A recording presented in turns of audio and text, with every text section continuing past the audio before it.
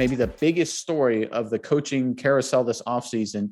Former Dolphins coach Brian Flores is suing the NFL and 3 NFL teams for their interview practices, saying he was interviewed and conducted under a lot of false pretenses. This lawsuit has a lot of egregious and potentially scandalous claims. And Miles, I know you got some of the specifics. So what are the details on this? What's going on with Brian Flores versus the NFL? So there's a few different parts of this lawsuit. There's a few different things that have happened. Possibly the most egregious one to me, and it's one that when I say it, everyone goes, I've heard it before. Tank for Tua, tank for Trevor, tank for whoever. We've all heard it before. But in the back of our mind, we're like, no one would ever actually do that. Well, it turns out Flores has stated that Dolphins ownership in 2019, when he got the job, offered him $100,000 per loss,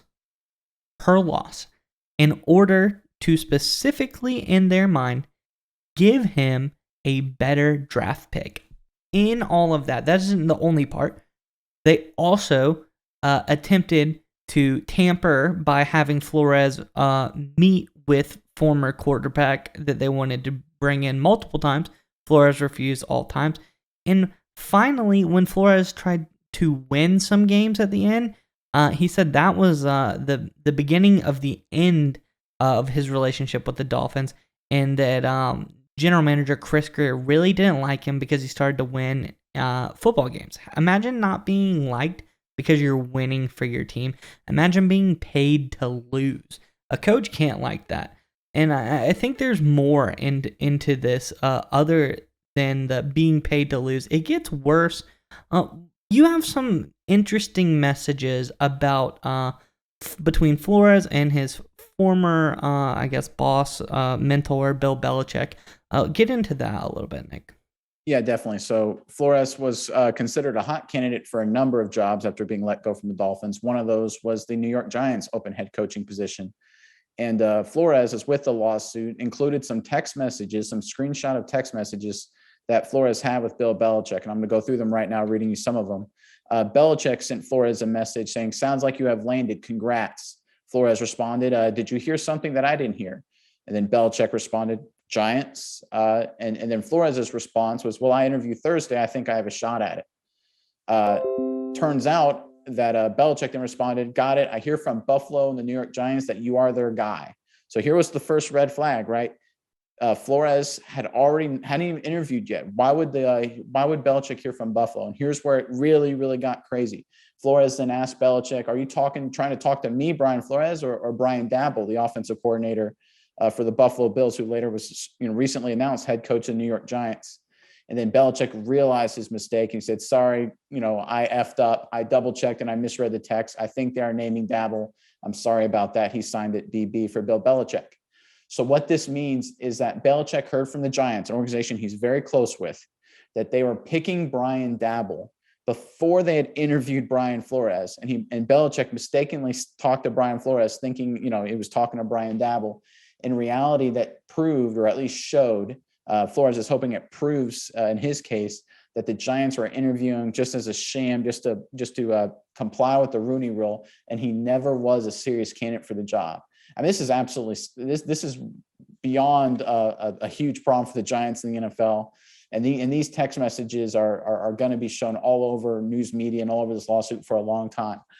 But this lawsuit gets even crazier, and I know you've got another interview story that you can hit on regarding Brian Flores.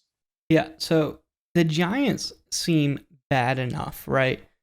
But that's not the only team Flores interviewed with, and that's not the only time he's been disrespected.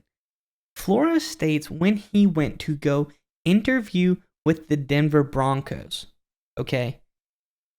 John Elway, general manager at the time, arrived over an hour late for their interview.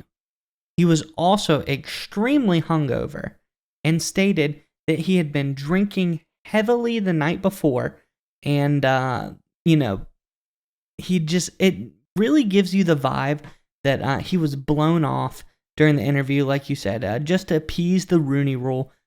He was an afterthought. No serious, general manager is going to come in to interview you for a head coaching job. Well, this is 2019. So it was a couple of years ago, but this still proves the point that Flores has been interviewed multiple times. And for Elway to come in hungover over an hour late, another example, I guess, of Flores showing that he was just an afterthought to appease the Rooney Rule. Yeah, and just, you're 100% right there. The Broncos had no interest in obviously going after Brian Flores in that situation. They're obviously, for whatever reason, in love with Vic Fangio, who they later hired to be their head coach. And, more evidence when you go back and look at the New York Giants is those text messages, just to provide some context. Those were sent between Flores and Belichick 3 days before Flores was scheduled to be interviewed. Wow. So days before Flores was going to be interviewed for the head coaching job, the Giants had already made their decision and were disclosing it to third parties, allegedly. That's what Flores' lawsuit is claiming. And I tell you what, based on the evidence we see right now, this is not going to be a small little dismissed lawsuit. This thing has legs, and it's going to be a big problem for the NFL, the Giants, and the Broncos, and the Dolphins. I mean, this thing is getting very serious. Some final thoughts that I have is a statement that Flores has let out, and this really resonated with me. It almost reminded me of the John Gruden lawsuit that is still lurking around. Yes, it's still out there. But here's a statement that Flores' law firm released, Wigder, I don't know if I'm pronouncing that right, law firm. He said, "God has gifted me with the special talent to coach the game of football, but the need for change is bigger than my personal goals." He goes on to say that in making the decision to file this class action suit, I understand I might be risking my ability to further coach this game that I love and have done so much for me and my family, but my hope is by standing up against all of the injustices and these unfair hiring practices, others will join me and ensure there is a change for the better. So he really feels as if he has a strong case here, and he's willing to give everything away to make a crack at it. And I kind of respect that. Yeah, absolutely. Look, any coach who coaches for Bill Belichick and certainly succeeds, you've got to be a football junkie, because that's what Belichick is. Belichick loves football, eats, breathes, leaves it. For Flores to be as successful as he was under Belichick and to still have a relationship where they still text about job opportunities, that tells you Flores is a football junkie. He loves football. He lives for this. And that tells you just the level of, I think, anger and frustration he must have with this process that he's been forced to endure with these job opportunities. I feel for him, actually, to be 100% honest, because this is really, really bad if these allegations have any sort of merit to them. And like I said, it looks like they might. We'll see how the lawsuit pans out. But like you said, good on Brian Flores, because this is a big sacrifice to give up a big part of your life, because he'll have issues getting big jobs because of this lawsuit. Certainly, for the next year or two, definitely, as it gets worked out. But credit to him for sticking up for what he thinks is right here in this situation.